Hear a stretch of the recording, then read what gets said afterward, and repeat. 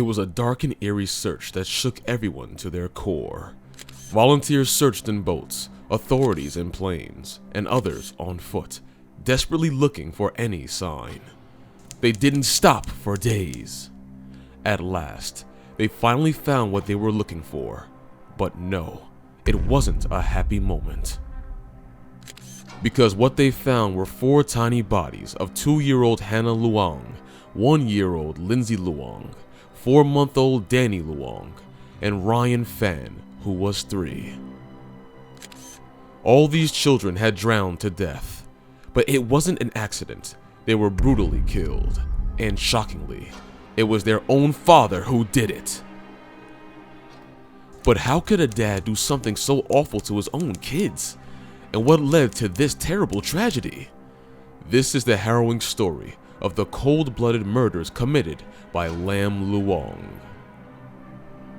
Lam Luong was born in 1970 during the Vietnam War to a Vietnamese woman and a black American serviceman.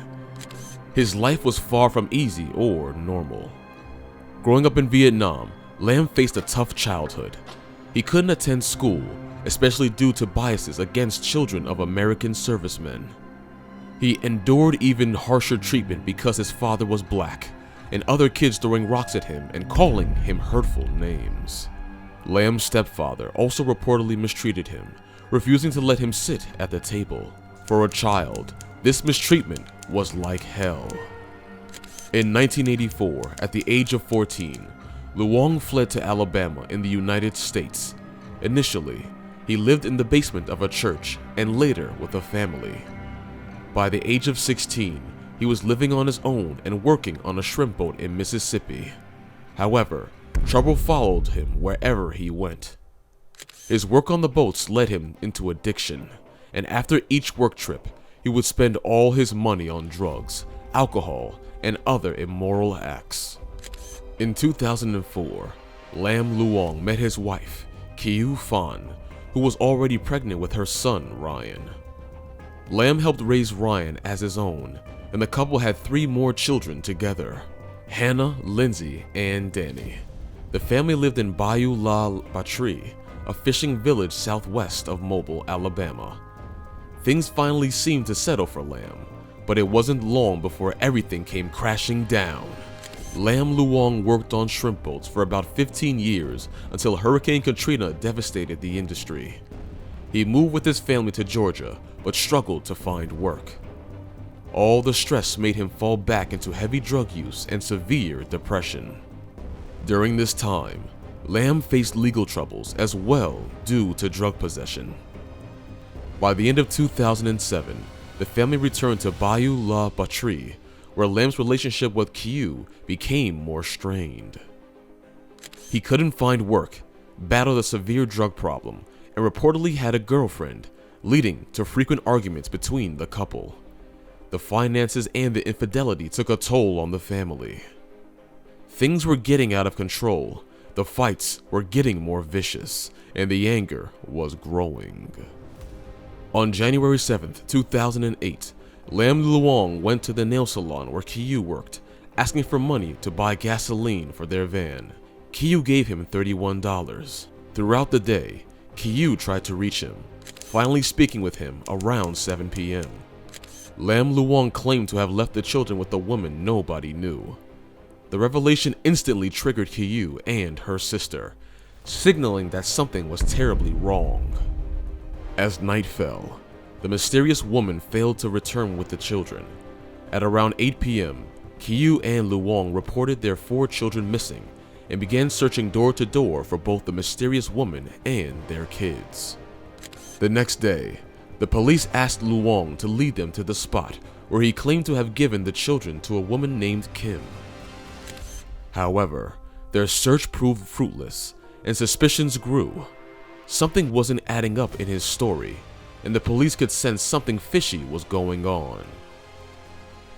Police believed Luong was lying, fearing he had traded the children to support his drug habit.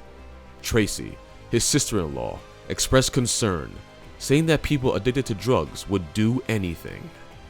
Before we move ahead, Make sure to hit that subscribe button to stay in the loop for more updates on shocking crime cases and their aftermath.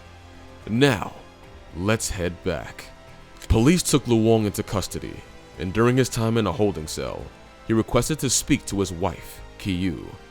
They engaged in a 4-minute conversation in Vietnamese. Following the conversation, Kiyu collapsed, crying hysterically.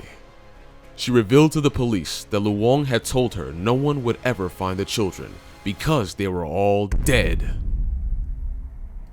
Searchers began the grim task of looking for the bodies of the 4 siblings, 2 boys and 2 girls. When the police asked Lam Luong to lead them to where he had left the children, he took them to the highest point of the 80-foot Dolphin Bridge. In disbelief, the officer stared at the back seat and questioned if he had thrown the children off the bridge. Without remorse, Luong replied, yes. His admission sent shockwaves, and he provided chilling details, confirming the act of killing his children. But if he had really thrown his children from the bridge, there must be witnesses. There were witnesses indeed who saw him throwing what they thought were trash bags off the Dolphin Island Bridge on January 7th. The place below the bridge was deep, and many searched for the kids who might have been carried away by the water. But the moving current made it tough for divers to find the kids. People from the community and even family members joined the search, walking along the shore. They had to stop the search for a bit because of the thick fog, but when it cleared, they kept looking. Finally, after 5 days, someone found the body of 4-month-old Danny drenched in water and lifeless. It was a mother's worst nightmare come true. The search continued, and they found the bodies of 3-year-old Ryan, 1-year-old Lindsey, and 2-year-old Hannah in different places. It was a heartbreaking and tragic situation for the entire community. But now the question was, why did Lam commit such a horrible crime? It turns out that this horrific act was a result of an argument with his wife. Initially, Lam Luong surprised everyone by pleading guilty and even requesting the death penalty for the horrific killings of his 4 young children, whom he admitted to throwing from the Dolphin Island Bridge. In a letter, he expressed a desire for death, stating, "I am no longer want to live, but I don't know how to die." This unexpected plea occurred during the final preparations for his trial. However, he later changed his mind after discovering that a trial would proceed despite his guilty plea. Dong Phan, the defendant's mother-in-law, testified that on the day the children died, Luong got up, placed them in a van, and announced he was going for a drive. On that cold morning, 3 of the children wore neither coats nor shoes.